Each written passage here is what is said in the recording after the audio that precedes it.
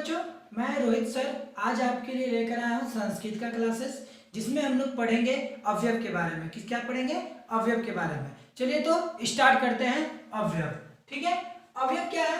बता रहा है कि अवयव शब्द वे हैं जिनके रूप में कभी परिवर्तन नहीं होता है। कहने का मतलब है कि अवयव एक ऐसा शब्द है जो एक बार किसी के साथ यूज कर ले या लग जाता है किसी के साथ, तो उसमें कोई भी परिवर्तन नहीं होता है, वो कंटिन्यू ऐसा ही चलता है। अर्थात कहने का मतलब, इसका डिफिनेशन एक बार चीज समझिएगा। अर्थात लिंगों, विभक्तियों और वचनों में जो एक समान रहे अवयव कहलाते हैं। लिंगों मतलब कोई भी लिंग, स्त्रीलिंग, पुल्लिंग, नपुंसकलिंग। विभक्ति मतलब कि कोई भी विभक्ति होता है, प्रथम विभक्ति, द्विविभक्ति, इस तरह से होता है। या तो फिर उसको बोल सकते हैं वचन में है, वचन मतलब कि एक वचन, द्विवचन, बहुवचन। अगर कोई भी हम शब्द को लेते हैं, क्रिया को या किसी भी चीज नाम को, तो उसमें क्या बता रहा है कि सभी जगह पे वो क्या करेंगे? समान चलेंगे, ठीक है, समान चलेंगे। अब कहने का मतलब क्या है, जो क्या समान चलेगा, तो वो समझेंगे हम लोग आगे एग्जाम्पल में जब पढ़ते चलेंगे तब, ठीक है। समझिएगा ध्यान से।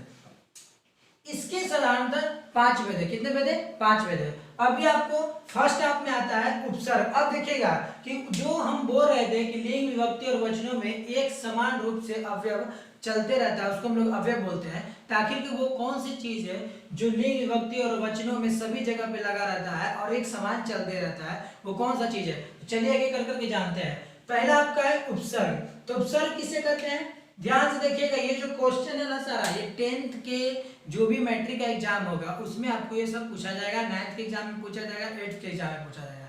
यानी 8 से लेके 9 10 तक आपके लिए ये बहुत ही इंपॉर्टेंट चीज है, जिसमें अवयव को एकदम डिटेल्स में और अच्छी तरह से आपको समझाएंगे।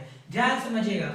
उपसर्ग क्या बताता है कि प्र, परा, अप, सम, अनु, अव, नीस, नीर, दूस, दूर, वी, आंग, नी, अधि, अपि, अति, सु, उत, अभि, प्रति, परि, अप, अ, उप, ये सभी प्रादि कहलाते हैं। कहने का मतलब है कि जितना भी चीज ये देख रहे हैं, जो भी हम अभी जो हम बोले हैं, ये सभी के सभी, इसको हम लोग क्या कहते हैं? प्रादि कहते हैं। इसी चीज को हम लोग क्या कहते हैं? उपसर्ग भी कहते हैं। कैसे? आगे समझिएगा।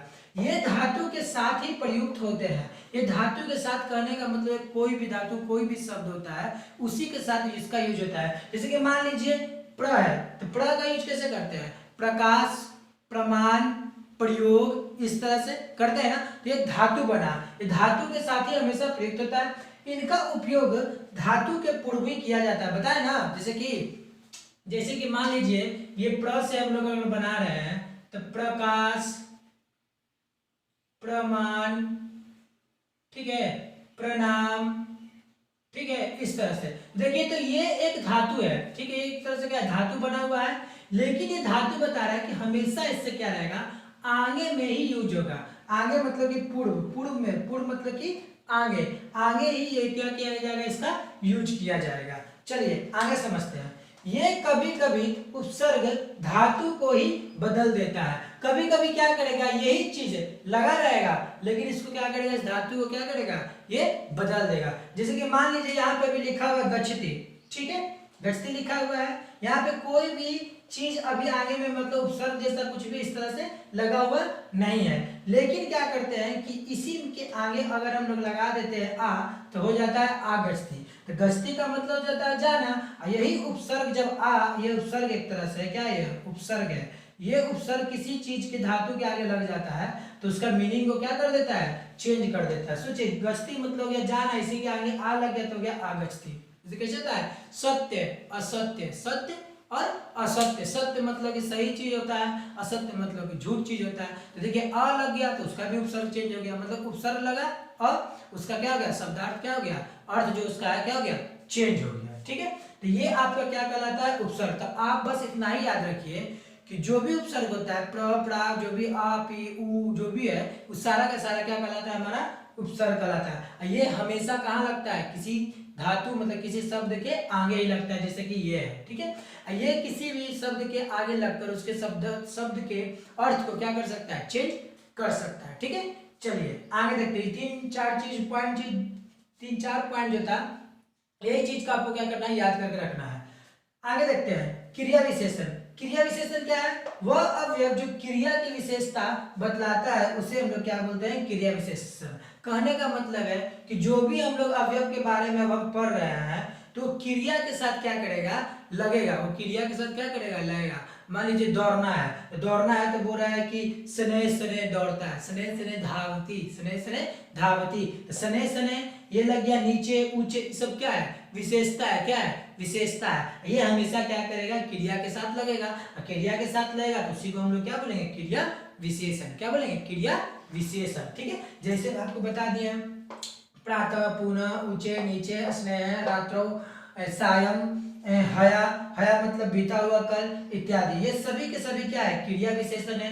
ये हमेशा किसी न किसी क्रिया के साथ क्या करेगा, लाएगा और उसकी विशेषता क्या करेगा, बतलाएगा। जैसे कि बोलता नहीं है, ऊंचे से कूद जाओ, ऊंचे से कूदना, तो ऊंचे, कुदरती, कुदती, इस तरह से बोल सकते हैं, जिसका संस्कृत का जो भी मतलब शब्दार्थ है, अगर मान लीजिए याद नहीं है आपको, तो आपको क्या करना पड़ेगा, याद करना पड़ेगा। हमें भी उतना याद नहीं था, लेकिन फिर भी जब एग्जाम था मेरा तो हम याद करते थे। ठीक है, तो आप भी कोशिश कीजिएगा, जितना भी हम शब्दार्थ यहाँ पे लिखाएंगे तो आप याद कीजिएगा, ठीक है, अच्छी तरह से।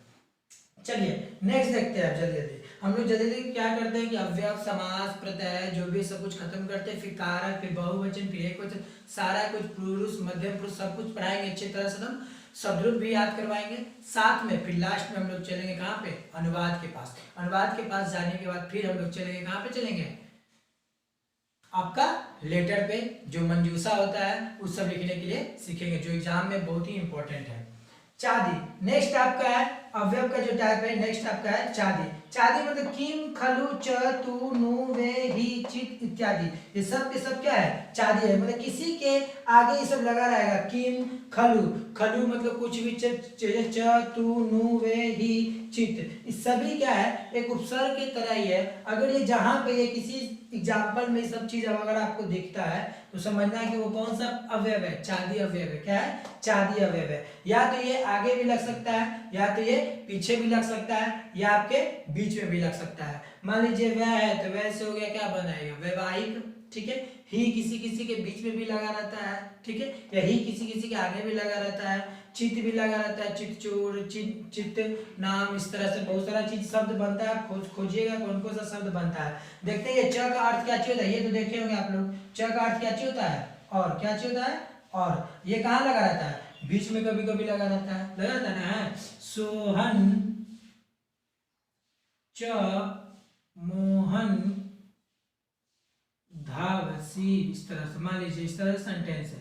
तो इसको छोड़ दीजिए अभी, सोहन, च, मोहन, यानी कि सोहन और मोहन, ये च बीच में लगा। तो उसी तरह से जितने भी है ना, किम, खलु, च, तुम, कि, नु, वे, ही, चित इत्यादि, ये सभी के सभी क्या है, चादी है। ये कभी बीच में लाएंगे, या तो कभी आगे लाएगा, ठीक है, या तो कभी लास्ट में लाएगा। तो इस तरह से इसका होता है आपका तीन जो अवयव का था, ये आपका डिफिनेशन जो था तीन टाइप्स का, ये आपका क्या हो गया, खत्म हो गया है। तो चलिए अब आगे देखते हैं, नेक्स्ट देखते हैं, ठीक है। चलिए बच्चों आगे देखते हैं, ठीक है। नेक्स्ट आपका है फोर्थ नंबर, समुच्च बोधक। समुच्च बोधक का मतलब क्या लग रहा है, समुच्च मतलब क्या होता है, पहले समझ लेते हैं, उसके बाद देखिए पता चलेगा। संयुच्च बोधक, समुच्च बोधक में होता है कि जैसे कि समुच्च मतलब एक बोलता है ना घर में, समुच्चा मतलब बहुत ज्यादा, मतलब बहुत सारा एक साथ, इस तरह से। तो समुच्च बोधक में क्या है कि इसमें बहुत सारा एक साथ में उपसर्ग अवयव जो भी है जिसको बोलते हैं, वो एक साथ में बहुत सारा इसमें क्या इंक्लूडेड है, और वो अलग अलग आपको इंडिकेट कर करके देखिएगा कैसे कैसे। संयोजक, संयोजक के रूप में आपको मिलेगा अथ, अथो, उत, च, किच, किंच, ठीक है। अब देखिए संयोजक के अंदर में अथ का मतलब होता है इसके बाद, च मतलब होता है और, इस तरह से सभी जो अलग अलग जो अर्थ यहाँ पे सभी का है, ये जो अलग अलग जिसका अर्थ देखेंगे हिंदी में हम लोग, तो सबका अलग अलग जो अर्थ है, उस सभी चीज को, इन सभी चीज को जहाँ पे यूज किया जाएगा, समझिएगा वो क्या है, संयोजक है। क्या है वो, संयोजक है, ठीक है, जो समुच्च बोधक के अंदर में आता है, ठीक है।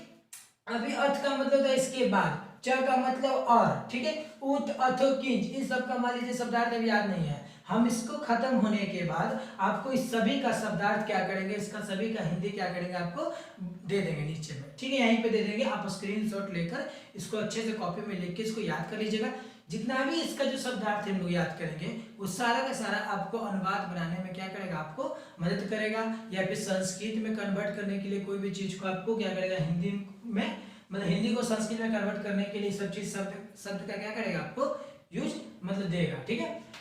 ख नंबर देखते हैं, वियोजक। वियोजक के अंदर में आता है वा अथवा तू कीमा, ठीक है। जैसे कि तू है तो तू का मतलब होता है किंतु, तू का मतलब किंतु, तू का मतलब किंतु, यहाँ हम लिख दिए कुछ कुछ, ठीक है, समझाने के लिए भी। तो इस तरह के जहां पे रहेगा वो समझिएगा कौन सा है, वियोजक है। क्या है, वियोजक है। संकेतार्थक मतलब कि संकेत करने वाला, यदि संकेत मतलब कि इस तरह से इंडिकेट करने के लिए, यदि चेत यद्यपि तथापि, बोलता है ना कि यद्यपि तुम ऐसा काम करोगे तो तुम्हारे साथ ऐसा काम किया जाएगा। मतलब अगर तुम संकेत देता है, संकेत मतलब इंडिकेट करता है कि इस तरह से कोई भी चीज को, तो इस तरह से यदि चेत यद्यपि तथापि ये सभी के सभी क्या संकेतार्थक है। करणवाचक कौन कौन होता है, करणवाचक के अंदर में आता है ही, तत्, तेन इत्यादि। इन सभी जो वर्ड जो है इसका जो हम लोग हिंदी लिखवाएंगे, इन सभी वर्ड का जो हिंदी रहेगा वो सब क्या है, करणवाचक के अंदर में आता है। प्रश्नवाचक तो पता है, क्वेश्चन मार्क करना, तो अहो, अहो स्वीत, अहो और अहो स्वीत, बोलता है ना अहो, अहो, आहो, इस तरह से। मतलब कोई प्रश्नवाचक मतलब कोई भी चीज को यूज करता है, जैसे कि हो गया क्या राम ने खाना खाया, तो किम राम खाती खादती, इस तरह से जो भी हुआ, तो किम हुआ, जो भी मतलब किम हुआ या क्यों हुआ, जो इस तरह के जो यूज होता है तो वो सब क्या है, प्रश्नवाचक है। तो प्रश्नवाचक है तो उसको मैं एग्जांपल में आपको ये लिखा हुआ है, इसमें एग्जांपल है प्रश्नवाचक में बहुत सारा, ठीक है। इन सभी का हिंदी हम आपको क्या करेंगे, नीचे में लिखाते चलेंगे बाद में, ठीक है। कालवाचक क्या करना है, यावत तावत यदा, यावत तावत यदा। काल मतलब क्या, एक समय का, जैसे कि यावत का हिंदी होता है तक, ये क्या होता है, तक। नहीं बोलता है आज तक, आज तक या कोई भी चीज इतना दूर तक में कोई भी नहीं आ सकता है, मतलब उसमें एक समय बताता है, काल बताता है, इस तरह से, तो उसको हम लोग बोलते हैं कालवाचक। विधि, विधि निषेधात्मक में क्या चीज होता है, अर्थ किम होता है, अर्थ और किम, मतलब कि विधि निषेधात्मक में मतलब कि कोई भी चीज को इंडिकेट किया जाता है, जैसे कि किम हुआ तो किम का मतलब क्या होता है, क्यों, क्या, इस तरह से। तो वो आपके आ गया निधि, विधि निषेधात्मक में। इन सभी का शब्दार्थ हम आपको इस खत्म होने के बाद आपका सभी का हिंदी लिखाएंगे, ठीक है। अब इसको सभी मिला लीजिएगा अच्छी तरह से कि कौन कौन कहाँ पे कैसे कैसे यूज हो रहा है।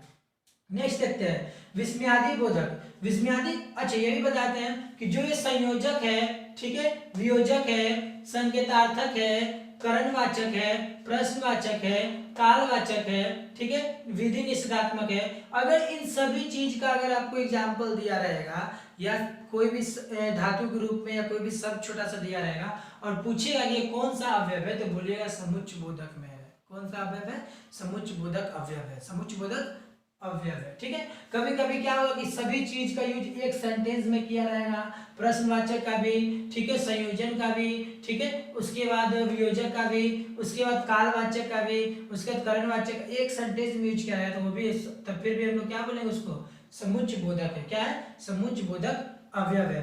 विस्मयादि बोधक में क्या चीज है, निम्नलिखित अवयव मन के भावों को क्या करता है, प्रकट करता है। विस्मयादि बोधक में क्या करेगा कि जो मन का जो भाव रहता है उसको क्या करता है, प्रकट करता है। ये समझने लगे, समझिएगा इसको।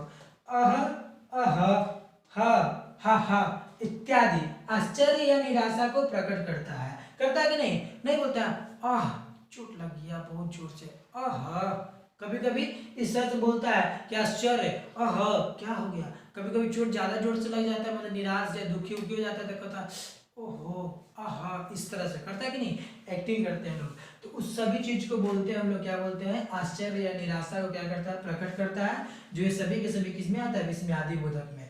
इसी के अंदर में 12वीं चीज आता है, किम, धिक आदि, ये सब क्या अच्छी है, घृणा को व्यक्त करता है। नहीं बोलता है धिक्कार है तुम पे, धिक्कार है तुम पे कि तुम ये काम नहीं कर पाए, धिक्कार है तुम पे कि तुम यहाँ जा नहीं पाए।